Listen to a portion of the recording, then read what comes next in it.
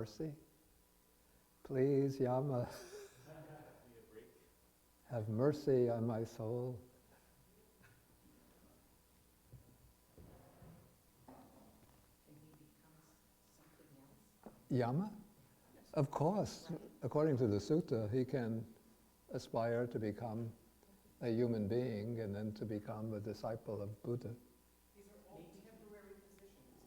Maybe he is, maybe he already was at some point, or is. Yes, they all. You can stop that. Okay, so anybody have any questions? If you do, please take the microphones.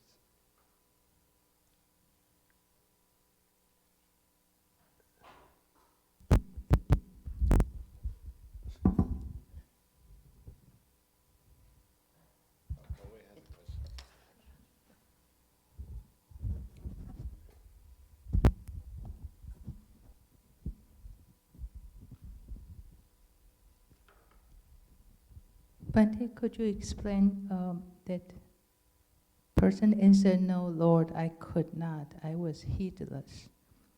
He said, because the question is, for example, he said, didn't it occur to you, I too am subject to old age? But the answer is, no, Lord, I could not.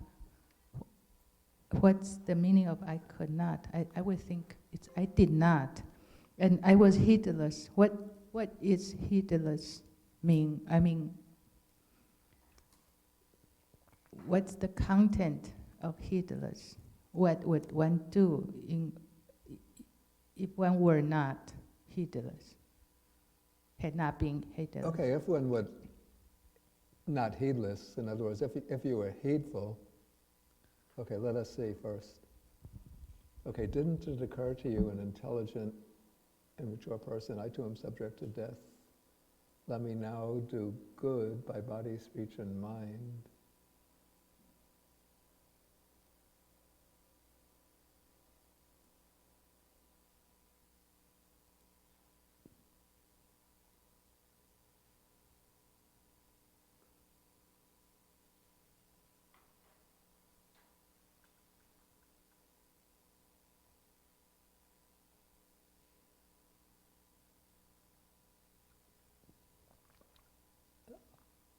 I guess the meaning is that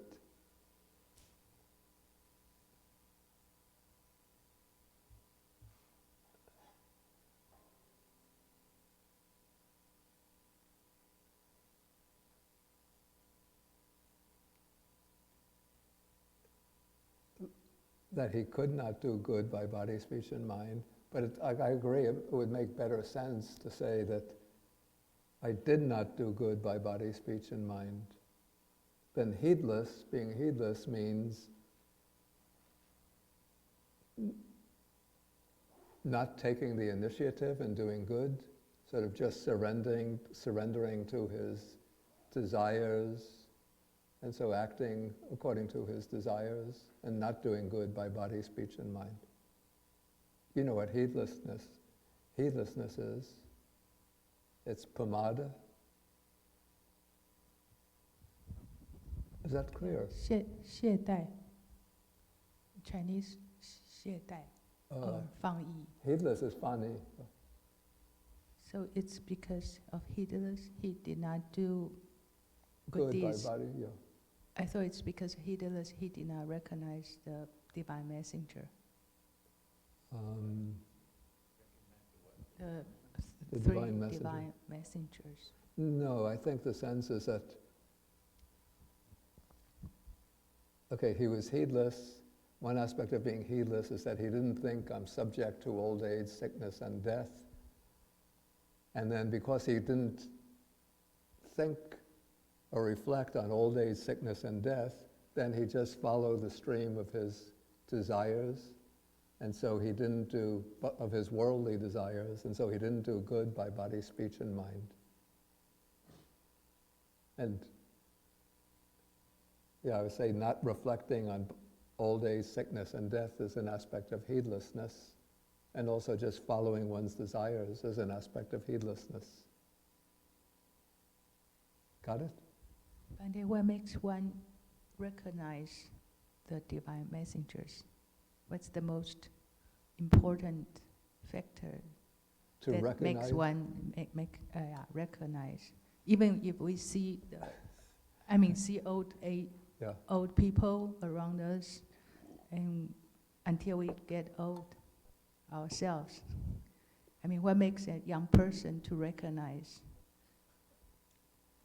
That's why the Buddha instructs the disciples that they should constantly reflect, I too am subject to old age, I am subject to sickness, I'm subject to death, even when one is in the prime of youth and the prime of health and full of life and vitality. In fact, we're going to see that in the next sutta, how this happened in the case of the future Buddha, when he was still a bodhisattva.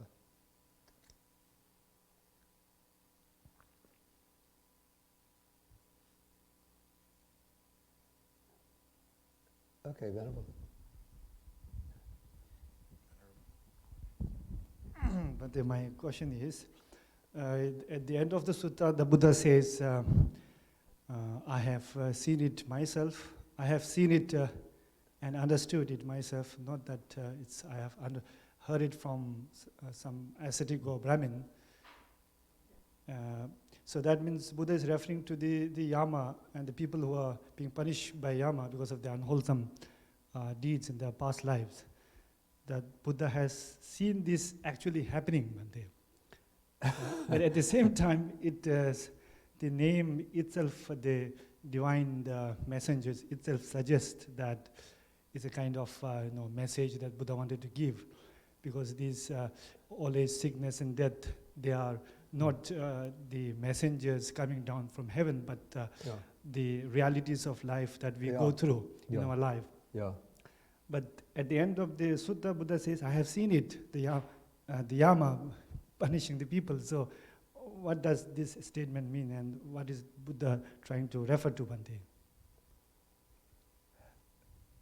If I understand it correctly, it seems that this is referring to the thought that arose in the mind of Yama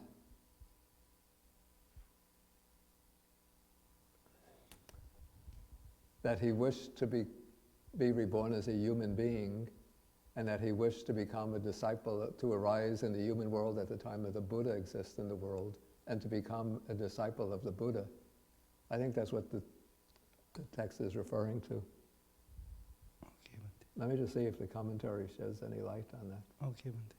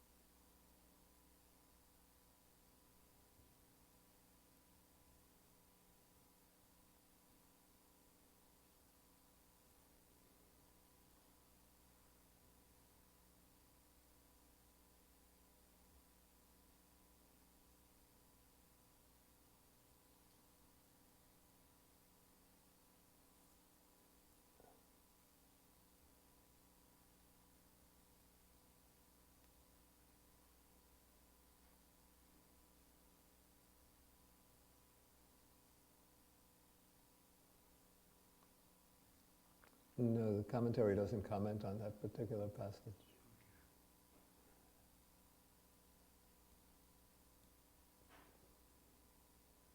But anyway, I think what you brought up is a good point. That the divine messages, though we use that expression, but it's not that there's some kind of deity that's conveying these messages, but it's just simply the facts of old age, illness, and death. And we could say that they're divine messages in the sense that they inspire one to follow at least an ethical way of life. And so it's almost as if they are instructions coming from heaven. But it's just the power of one's own reflection on these realities of life that makes them divine messengers. That's the way I would understand it. You don't think so? You think so? Okay. Stephen? I'm wondering if I'm misunderstanding this, because I took that last paragraph, bhikkhus I am not repeating, to be the Buddha speaking. Oh yeah. Oh, okay, yeah. Yeah. Okay, yeah. No, that's the way I'm understanding it too. Okay, The Buddha is saying that he did not hear this from somebody else, but this is what he saw with his own.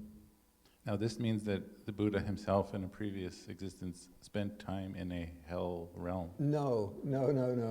and he kind of, I was there too, kind of thing? No. The sense, the way I understand it, is that the Buddha, using his super knowledge, was able to witness what was going on in the hells, Okay, and to see Yama conducting this interview with the being who's brought to him.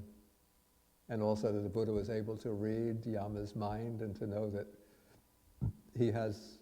that Yama had that inspiration to be reborn as a human being and then to encounter a Buddha.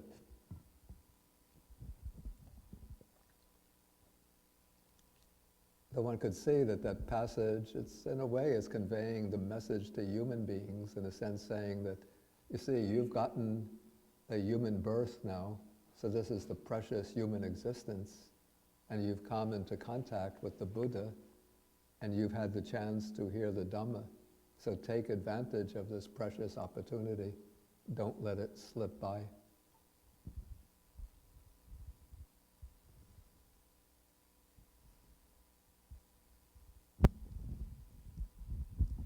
Bhante, does a Buddhist go to a Christian heaven? I mean, if a person doesn't have the concept of a heaven or a hell, likewise, will he go to that hell or that heaven? My question is actually, if I don't have any concept about any hell, whatever, Yeah. I won't be able, I won't go there. No. Because it's just human mind cannot go beyond the input of one's. I don't think that's the No. case. Okay. Okay, somebody flatly rejects any kind of belief in an afterlife, and so then they go about, killing, stealing, harming others in various ways. They're creating unwholesome karma. In fact, you could say that if they reject the existence of any afterlife, that is a micchaditti, that's a wrong view on top of it. And so that would be all the more reason for them to be reborn in a lower realm. And if the unwholesome karma is heavy enough for them to be reborn in hell. Will a Buddhist be reborn in a Christian hell, for example? I don't think that there are different. It gets interesting when we come to the heaven, but with regard to the hell, I don't think that there's a difference of a Buddhist hell or a Christian hell. Okay, then that puts the question this way: will a Buddhist be reborn in a Christian heaven? That's an interesting question, and I've pondered on this myself. Not that it's such a grave personal concern to me, but it seems maybe there's a little bit like the Yogacara philosophy here is useful, that one sees and experiences the world that comes from the seeds in one's own mind. And so I say that the heaven is something objective, it's not purely imaginary. But say if one comes from a Buddhist background, then when one does a lot of meritorious deeds, enough to be reborn in the Tavatimsa Deva world, so then when one enters that world, one will see Sakka, the king of the gods, identify him. Okay, but and maybe one is getting reborn in the Tavatimsa Deva world, and seeing Sakka, the king of the gods, because of one's prior conditioning. But somebody's coming from a Christian background, they've done a lot of good deeds, they have faith. Okay, so when they pass away, say, they will see, come to heaven, they'll see Jesus, and then maybe Mary, and who else is supposed to be there? St. Peter at the gates. Yeah, so that, but that is more sort of legend. But I'm pretty sure that they would see Jesus waiting for them in heaven, whereas the Buddhists will see Sakka, and maybe a good Hindu will see Krishna. I don't know.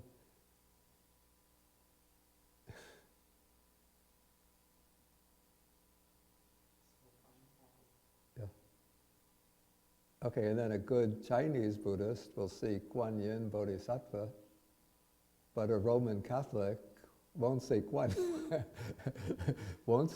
Yin Bodhisattva, but who will the Roman Catholic see? Of course, Mary.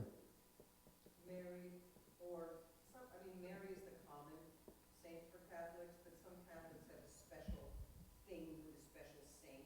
Yeah, So it could be St. Francis, he's popular, it could be St. Joseph. Yeah, Christopher was unsainted, but yeah, I mean, but it could be a particular saint. Yeah. but I think the one that they pray to most is Mary. Mary's very popular. Yeah, Hail Mary, full of grace, blessed.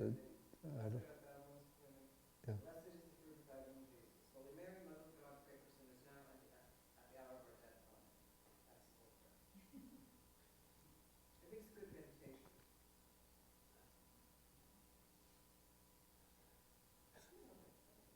So are they seeing the same thing just through the lens of their own mental conditioning? Or are there actually separate realms for them? I don't know. The Tibetans have all sorts of separate realms. You know, in Tibetan Buddhism, there's like a million different realms there.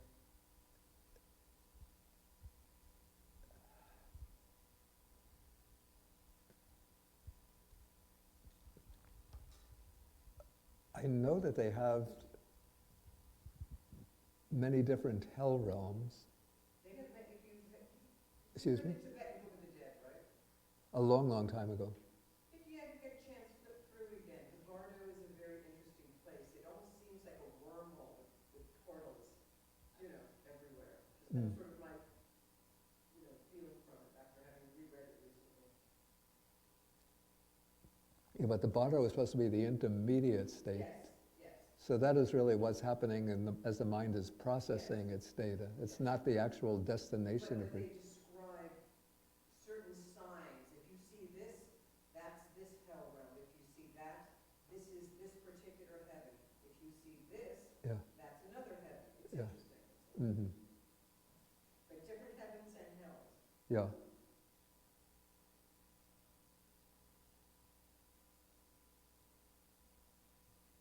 Okay, any further questions? It's going to be a big surprise when we get there.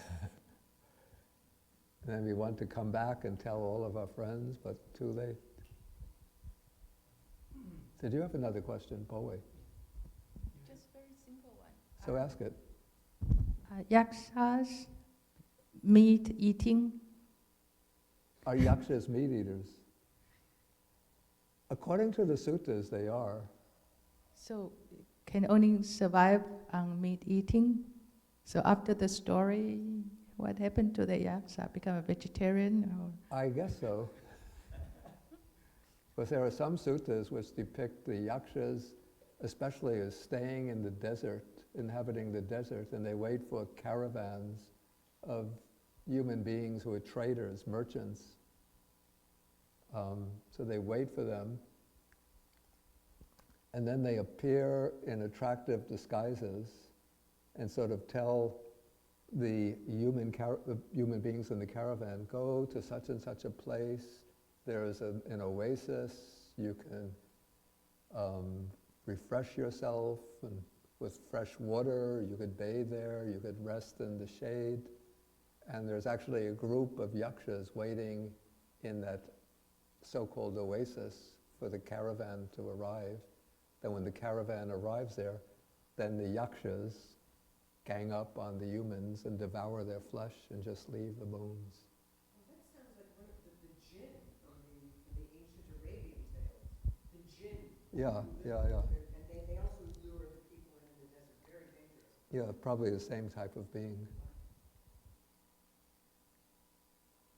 Okay, you had a question?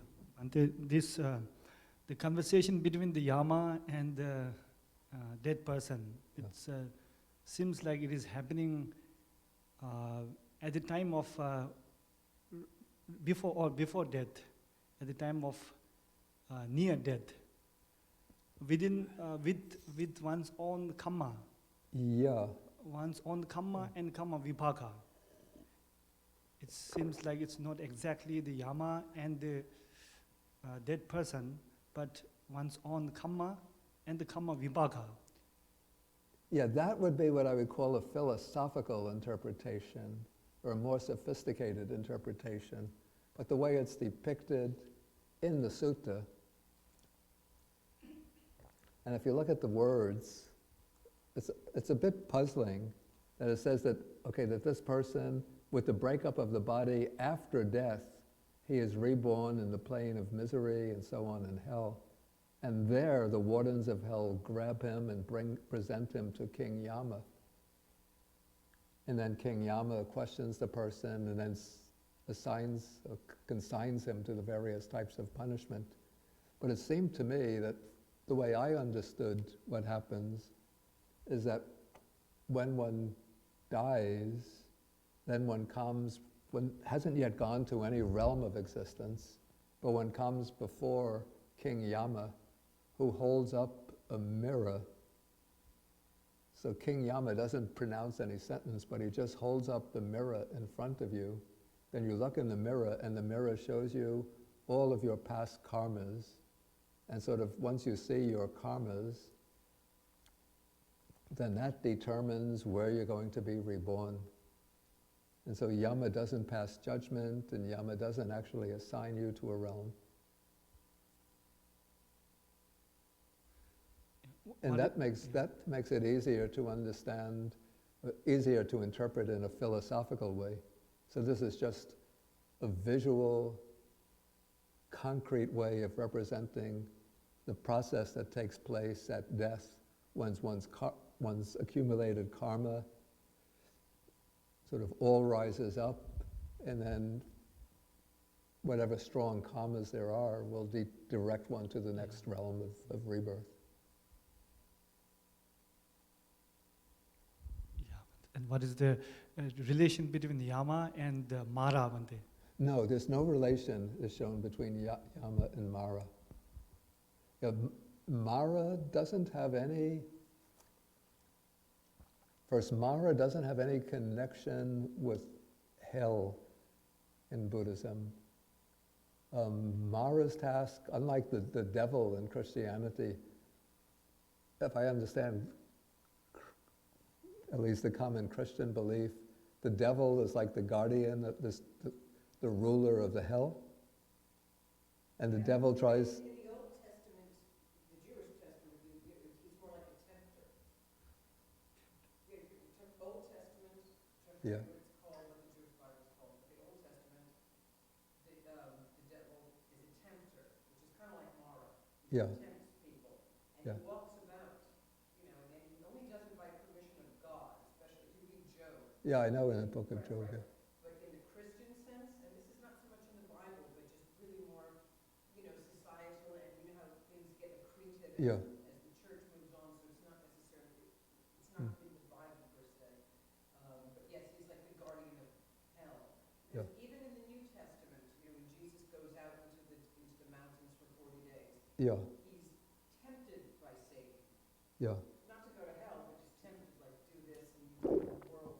He's tempted just like exactly how Mara tempts the Buddha. Yeah, actually that is true. Yeah, So that whole thing of the devil, sell me your soul, that came like later, like Yeah. So the devil, even in the New Testament, And the Satan means the accuser, I think. Satan. The Satan. Because he was known as the Satan, like in the Old I see. It was a title I see. way back. Yeah. So Satan, his task is not to bring people to hell as such, but at least in regard to Jesus, to prevent him from fulfilling his mission by tempting him with what? Power? Very, Power, lust, riches, Yeah, glory, yeah. you name